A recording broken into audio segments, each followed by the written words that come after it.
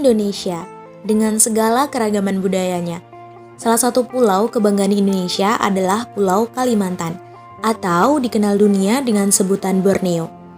Kalimantan memiliki banyak sekali budaya yang menjadi bagian dari kebanggaan Indonesia. Salah satu tradisi yang menarik yaitu Manyang-nyang atau Sangiang.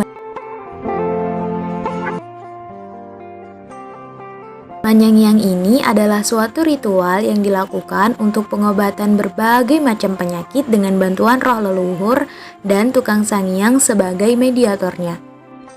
Bapak Dr. Sidik Rahman Usop MS selaku tokoh adat menyatakan bahwa masyarakat Dayak Ngaju percaya orang sakit berasal dari kuman yang masuk ke dalam tubuh atau dapat terjadi karena gangguan dari roh jahat. Hal itulah yang menyebabkan pengobatan medis dan spiritual masih berkesinambungan dan eksis di masyarakat. Manyang-nyang ini sangat erat sekali dengan gotong royong. Bisa dilihat dari banyaknya warga yang datang untuk membantu dan memberikan dukungan kesembuhan bagi empunya hajat. Komponen penting dari ritual ini adalah mantra sakral dan sesajennya. Banyak sedikitnya sesajen disesuaikan dengan hajat yang diinginkan. Terdapat beberapa makna pada simbol yang digunakan untuk ritual ini.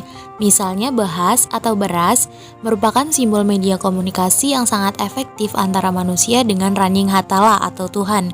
Dan telur adalah lambang hubungan antara makhluk juga sebagai simbol kedamaian dan ketentraman.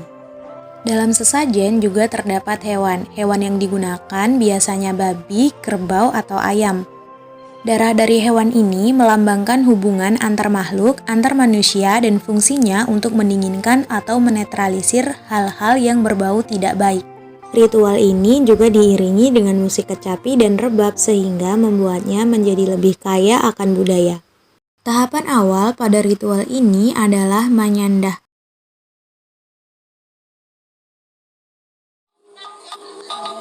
Kemudian dilanjutkan dengan prosesi yang lainnya.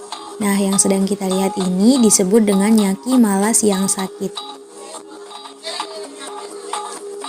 Dilanjutkan dengan mengikat lilis atau lamiang orang yang sakit. Prosesi selanjutnya disebut dengan Namparana-rijet Tuntang Menawur. Pada prosesi ini, tukang sangiang memulai kegiatan dengan menutup kepalanya dengan kain putih. Lalu mengaruh beras tawur dengan guru manyang. Nah, sesuatu yang menggantung itu disebut pusun pinang. Pusun pinang ini digunakan sebagai perantara sangiang atau roh leluhur masuk ke dalam lasangnya atau ke tukang sangiang dan digunakan sebagai tempat untuk mahalalian. Prosesi ini dinamakan dengan Panturung Haten Sangiang, di mana pada prosesi ini tukang sangiang memilih 7 laki-laki dan 7 perempuan untuk menemaninya dalam mengelilingi meja sesajen.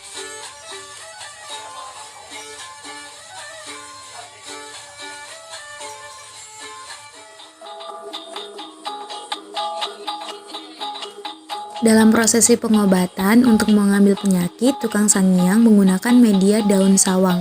Daun sawang yang digunakan tersebut adalah daun sawang yang baik, tidak berlubang, tidak terlalu kecil dan tidak layu ataupun rusak.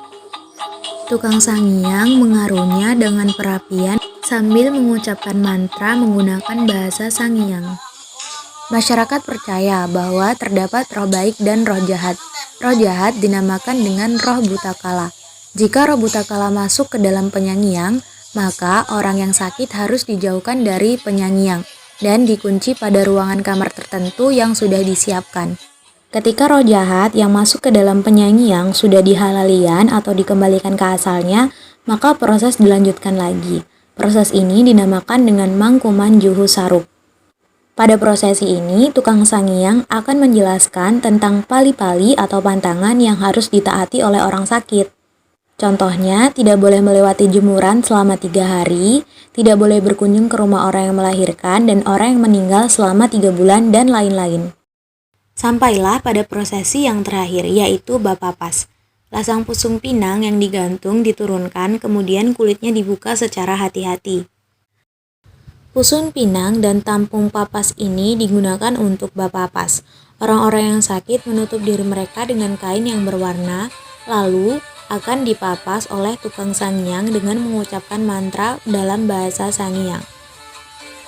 Menurut keterangan, setelah selesai melakukan ritual ini, orang yang sakit tidak bisa langsung sembuh, tetapi ia harus melewati beberapa bulan dengan pantangan yang sudah ditetapkan.